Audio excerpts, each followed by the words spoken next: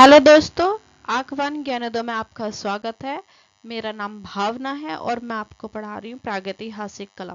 प्रागैतिहासिक क्लास की जो ये कला है ये ऑल कंपटीशन एग्जाम्स के लिए टीजीटी, पीजीटी, एलटी कोई भी एग्जाम है टीचिंग से रिलेटेड तो उसके लिए बेनिफिशियल्स रहेगी। ठीक है, तो हमारा टॉपिक है प्रागैतिहासिक कला। प्रागैतिहासिक कला पे जाने से पहले, टॉपिक पे जाने से पहले हम उसका थोड़ा बैकग्राउंड जान लेते, थोड़ा इतिहास जान लेते। अच्छा, इतिहास हम किसे कहते हैं? अतीत काल की घटनाओं को बताने वाले शास्त्र को इतिहास कहा जाता है।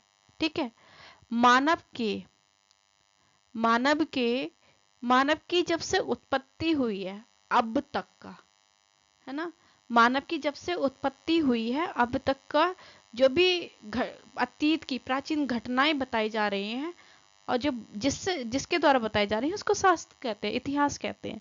ठीक है, तो ये जो घटनाएं हो रही हैं किस बेस पे? मानव के जीवन से संबंधित, मानव के जीवन से संबंधित भौगोलिक घटना के आधार पे नहीं, ओनली मानव के जीवन से संबंधित जो घटनाएं हो रही हैं, जो घट रहा है, उनके जीवन में कैसे कैसे परिवर्तन हुआ है, उन्होंने कैसे कैसे विकास किया है।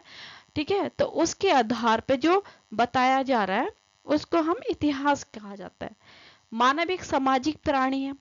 जब मानव एक सामाजिक प्राणी है तो उसे तीन चार इतिहास को तीन चार भागों में उसको व्यवस्थित रखने के लिए तीन चार भागों में बांटा गया है। जैसे फॉर एग्जाम्पल सामाजिक व्यवस्था हो गई, सामाजिक व्यवस्था हो गई, राजनैतिक व्यवस्था हो गई, आर्थिक व्यवस्था, धार्मिक व्यवस्था और कला। ठीक है, सामाजिक व्यवस्था, समाज को बैलेंस करने के लिए उसको सामाजिक व्यवस्था आ गई है। राजनैतिक व्यवस्था जो हमारे रूल्स रेगुलेशंस हो गए, ठीक है, राजनैतिक व्यवस्था हो गई। आर्थिक व्यवस्था टैक्स वगैरह से रिलेटेड। धार्मिक व्यवस्था धर्म से रिलेटेड, धर्म के लिए रूल रेगुलेशन जो भी है। कला से रिलेटेड जो भी कला की गई है, जो हमारी कला है, कला को तीन चार भागों में, दो भागों में व्यवस्थित कर दो, सभ्यता और संस्कृति। सभ्यता मूर्त है, मूर्त रूप है, और संस्कृति हमारी अमूर्त है।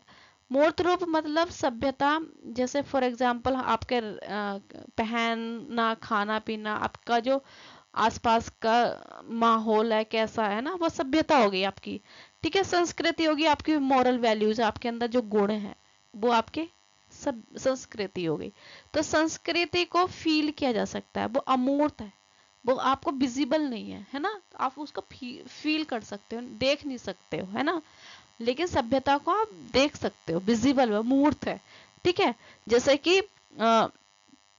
आप बिल्कुल साफ साफ देख सकते हो, तो वो आपकी सभ्यता हो गई। ठीक है, तो इतिहास और कला क्या है? मानव सापेक्ष है। इतिहास और कला मानव सापेक्ष है। ठीक है, कला क्या है? कला क्या? मानव की सहज अभिव्यक्ति है। कला क्या है? मानव की सहज अभिव्यक्ति है। ठीक, और भारतीय कला क्या है? भारतीय कला क्या है? भारत में रहने वाले लोगों के द्वारा की गई सहज अभिव्यक्ति भारतीय कला कहलाएगी। ठीक है, और इतिहास और कला दोनों ही मानव सापेक्ष है, जब से उत्पत्ति हुई है अब तक। जब से मानव की उत्पत्ति हुई है और अब तक के टाइम को इन्हें मानव के जीवन के कई आधार को कई विभाजनों में बांटा गया। मानव के जीवन के इतिहास को कई भागों में बांटा गया है। जैसे फॉर एग्जाम्पल आगे धार्मिक, धार्मिक के आधार पे हो गया, हथियारों के आधार पे हो गया, क्रांति के आधार पे हो गया, लिपि लेखन के आधार पे हो गया। ठीक है, तो धार्मिक के आधार पे कैसे हो गया? सतयुग हो गया, त्रेता युग हो गया, द्वापर युग हो गया, कलयुग हो गया। राइट, हथियारों के आधार पे हो गया, हथियार मतलब जो ये होते हैं आपके हथियार शिकार विकार करने के। पाषाण काल हो गया, ताम पाषाण काल हो गया, कांस्य पाषाण काल हो गया, लोहा पाषाण काल हो गया। क्रांति के आधार पर हो गया, प्राचीन इतिहास हो गया। ठीक है, मध्यकालीन आपका जो बीच का अंग्रेज वगैरह थे, आधुनिक जो आपका टाइम हो गया। प्रागैतिहासिक लिपि लेखन के आधार पे, मतलब आपके जो लिपि है, राइटिंग वगैरह जो है, जो लिपि है, लेखन है, उसके आधार पे प्रागैतिहासिक काल हो गया, आदि ऐतिहासिक काल हो गया और ऐतिहासिक काल हो गया। प्रागैतिहासिक काल में आपका ये पाषाण काल आ जाएगा एंड ताम्रपाषाण काल आ जाएगा। ठीक है, तो लिपि लेखन के आधार पे देख लो प्रागैतिहासिक काल। प्रागैतिहासिक काल क्यों कहा जाता है? प्रागैतिहासिक काल को प्रागैतिहासिक क्यों काल कहा जाता है? क्योंकि यहाँ पे लिपि का ज्ञान नहीं था, लिपि का ज्ञान नहीं था और जीवन जो है ये असभ्य तथा बर्बर था। यहाँ का जो मानव था ये असभ्य था और बर्बर था। ठीक है, ठीक, और इन्हें लिपि की जानकारी नहीं थी, इसलिए इसे प्रागैतिहासिक काल कहा गया। इसका जो टाइम पीरियड है 5 लाख से लेके 3000 बीसी है। ये सबसे लंबा टाइम रहा प्रागैतिहासिक काल का। ठीक है, इसको 2 भागों में विभाजित कर दो, एक पाषाण काल हो गया और आपका हो जाएगा ताम्रपाषाण काल। ठीक है, यहाँ पे ताम्रपाषाण मतलब धातु वगैरह आ जाएंगे यहाँ पे। आदि ऐतिहासिक काल, आदि ऐतिहासिक काल इसलिए कहा जाता है, इसमें लिपि तो थी, लिपि थी बट इसको पढ़ा नहीं गया। ठीक है, इसका टाइम पीरियड है 2500 ले से 600 बीसा पीरियड। इसमें जो हैगा हड़प्पा जाएगा आपका और वैदिक संस्कृति आ जाएगी। ऐतिहासिक काल में 600 बीसी से लेके अब तक का जो टाइम है ये ऐतिहासिक काल में आ जाएगा। ठीक है, तो धार्मिक आंदोलन हो गया। ऐतिहासिक काल क्यों कहा गया? लिपि भी है और इसे पढ़ा भी जा सकता है, लिपि भी है, इसे पढ़ा भी जा सकता है। ठीक है, तो इसको 3-4-5 भागों में बांटा गया, जैसे 16 महाजनपद हो गया, मौर्यकालीन, मौर्योत्तर काल, मंदिर स्थापना, मध्यकालीन, आधुनिक कला, समकालीन कला, ये सब आ गया। ठीक है, नेक्स्ट आपका प्रागैतिहासिक काल को देख लो। प्रागैतिहासिक काल और पाषाण काल। प्रागैतिहासिक काल को ही पाषाण काल कहा जाता है। पाषाण काल क्यों कहा जाता है?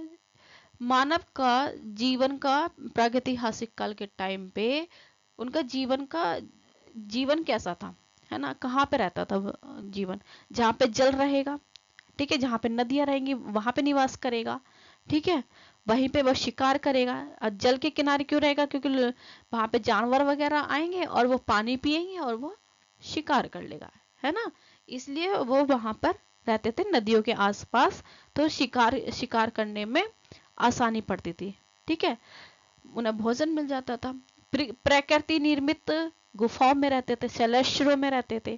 ठीक है, तो पहाड़ी जो थे, जो पहाड़ थे वो किस चीज के थे? पत्थर के थे, है ना, पत्थर के थे। पत्थर के अकॉर्डिंग इनको डिवाइड कर लें तो इनका जो इनका निवास स्थान था, शैलेश्वरा था, वो क्या के थे? पत्थर के थे। और हथियार जो थे वो भी पत्थर के थे, है ना, हथियार भी पत्थर के थे। हथियार के टाइम पे इसको डिवाइड कर लो, लकड़ी के हथियार भी पाए गए हैं, हड्डी के भी पाए गए हैं और पत्थर के सबसे ज्यादा इनके साक्ष्य मिलते हैं, लकड़ी के और हड्डी के कम मिलते हैं। तो इसलिए इसको, इनका जो जीवन था वो पत्थर से घिरा हुआ था, इनके जीवन में प्रयोग होने वाली चीजें सबसे ज्यादा पत्थर थी, इसलिए इसको पाषाण काल कहा। और इसका टाइम पीरियड 5 लाख से 3000 बीसा पूर्व है, ये पाषाण काल है, यहाँ पे पाषाण काल लिखा। तो पाषाण काल को 3 भागों में बांटा गया, किसके आधार पे? हथियार के विकास क्रम के आधार पे। ठीक है, हथियार के जो जिससे वो शिकार करते थे उसके विकास के क्रम के आधार पर 3 भागों में विभाजित किया गया है। जैसे पूरा पाषाण काल हो गया, मध्य पाषाण काल हो गया और नव पाषाण काल हो गया। ठीक है, पूरा पाषाण काल का जो टाइम है 5 लाख से लेकर 25 बीसा पूर्व है और मध्य पाषाण काल का 25 बीसा से 10,000 बीसा, नव पाषाण काल का 10,000 बीसा से 3,000 बीसा पूर्व। हाँ, इसमें जो था इनका जो टाइम पीरियड है उसमें थोड़ा मतभेद है, किसी कुछ टाइम कुछ है, किसी में कुछ है। तो इसका टाइम मतलब कोई किसी बुक में कुछ दिया हुआ, किसी बुक में कुछ दिया है, तो ये टाइम लगभग इतना माना जाता है। ठीक है, तो पूरा पाषाण काल में सबसे लंबा समय रहा और यहाँ पे बड़े बड़े आकार के बेडोल पत्थर का यूज किया जाता था, इसलिए इसको पाषाण काल का कहा गया।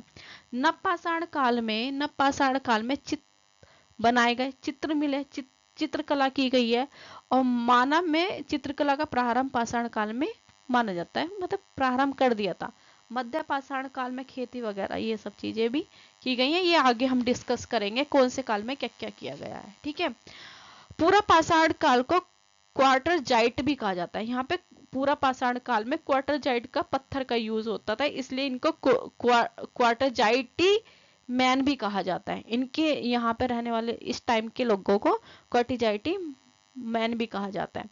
मध्य पाषाण काल में जो है ज्यामिति आकारों का पत्थरों का प्रयोग किया गया। ज्यामिति आकारों का इनका पत्थर का यूज किया गया।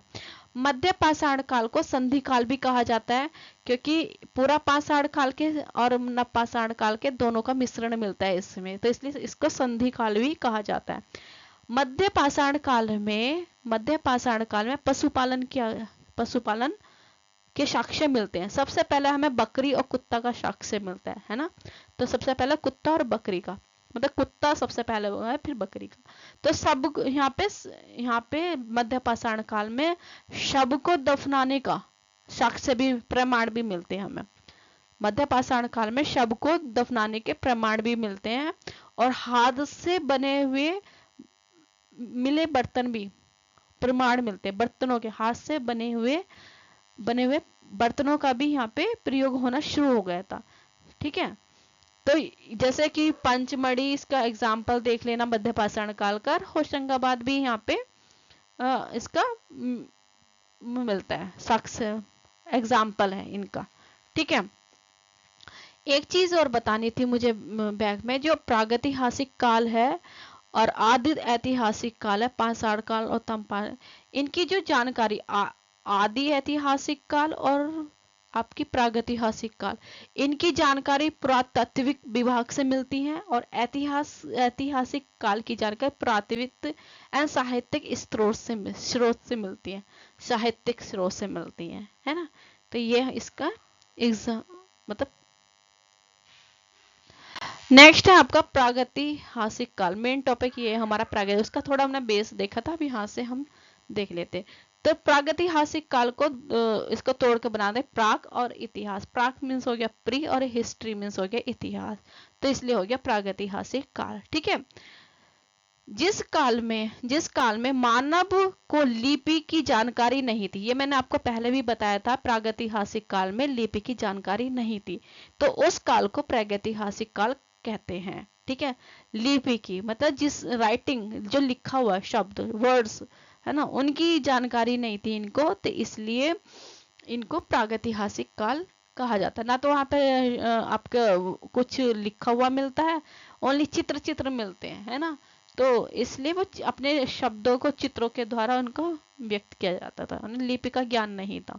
ठीक है, तो इसलिए उनको प्रागैतिहासिक काल कहते हैं उसे। इस काल की जानकारी पुरातात्विक साधनों पे निर्भर रहती है।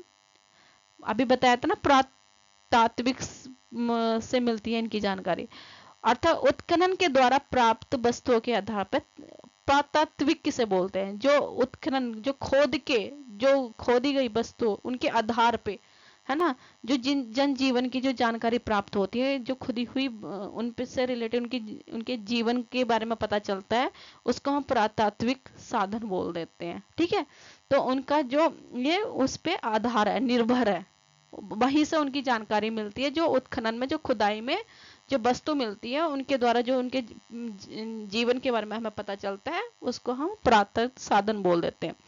प्रागैतिहासिक शब्द का प्रयोग सर्वप्रथम किसने करा था? 1851 में ईस्वी में डेनियल विल्सन ने प्रागैतिहासिक शब्द का प्रयोग सर्वप्रथम 1851 ईस्वी में डेनियल विल्सन ने अपनी पुस्तक the archaeology pre historic analysis of Scotland में किया था। ठीक है, ये इंपॉर्टेंट है, और ये मैंने यहाँ पे हाईलाइट भी किया हुआ है, तो ये इंपॉर्टेंट है। इसको ये कई बार टीजीटी पीजीटी के क्वेश्चन में पूछा भी गया। नेक्स्ट है, भारत में प्रागैतिहासिक अध्ययन का प्रारंभ 13 मई और 1862 ईस्वी में को माना जाता है। प्रागैतिहासिक का अध्ययन जो है इतने टाइम से माना जाता है, जब भारतीय पुरातत्व सर्वेक्षण के विद्वान रॉबर्ट ब्रूस फुट, अभी रॉबर्ट ब्रूस फुट के बारे में बहुत पूछा जाता कि रॉबर्ट ब्रूस फुट कौन थे? ये भूवैज्ञानिक थे, तो पुरातात्विक के वे थे, विभाग के पर्सन थे वो, है ना, विद्वान थे ये, ठीक। तो इनके अंडर में ये सब होता था, मतलब प्रातः सर्वेक्षण होते थे। ने मद्रास के समीप रॉबर्ट ब्रूसफुट ने भूवैज्ञान के मद्रास के समीप पल्लवरम नामक स्थान से पूर्व पाषाणकालीन पत्थर की उपकरण प्राप्त किए हैं। अब देखो, सबसे पहले मद्रास के पास इसके साक्ष्य मिलता है, पल्लवरम जगह है, वहां से पूर्व पाषाण काल के, ठीक है, पत्थर के उपकरण प्राप्त हुए हैं। समझ में आया? ये सबसे इंपॉर्टेंट है। कभी कभी क्वेश्चन ये आ जाता है कि सबसे पहले भारत में सबसे पहले इसका जो साक्ष्य मिलते हैं वो कहाँ पे मिलते हैं, ठीक है, मद्रास में, पल्लवरम में, ठीक। नेक्स्ट है आपका, पल्लवरम भारत में खोजा गया पहला प्रागैतिहासिक स्थल है। समझ में आ गया? वही जो मैंने अभी बात बताई थी, वही तो बात आ गई यहाँ पे। पल्लवरम जो है भारत में खोजा गया पहला प्रागैतिहासिक स्थल है। ये भी क्वेश्चन आ सकता है कि भारत में खोजा गया पहला प्रागैतिहासिक स्थल कौन कौन सा है, ये आप ऑप्शन दे देंगे, उसमें से आपको ये आ जाएगा। अगले ही वर्ष, मतलब अगले ही वर्ष जब उसमें खोजा गया था, फिर उसके अगले वर्ष विलियम किंग ने तमिलनाडु ने अतिपक्कम नामक स्थल से पत्थर का उपकरण प्राप्त हुए थे। इसे आदि मानव द्वारा बनाया गया था, ठीक है। पहले किसने की थी? ब्रूस ने, और फिर है विलियम किंग ने, ठीक है। एक साल बाद अगले ही वर्ष भारत में प्राक इतिहास का जनक रॉबर्ट ब्रूसफुट को माना जाता है। किसे माना जाता है? रॉबर्ट ब्रूसफुट को इसका जनक माना जाता है प्राक इतिहास का। ब्रूसफुट की मृत्यु कोलकाता में हुई थी। कहाँ हुई थी? कोलकाता में इसकी मृत्यु हो गई थी। प्लीज अगर आपको ये आज यहीं तक, इससे आगे हम नेक्स्ट वीडियो में टॉपिक कवर करेंगे, और मैं प्रागैतिहासिक पूरा कवर करूंगी। और अगर आपको ये वीडियो अच्छी लग रही है तो प्लीज कमेंट, सब्सक्राइब और लाइक जरूर करें। Thank you so much. और कमेंट्स में ये जरूर बताइए कि ये वीडियो आपको कैसी लग रही है और कौन कौन से टॉपिक पे मुझे वीडियो बनानी चाहिए। Thank you so much.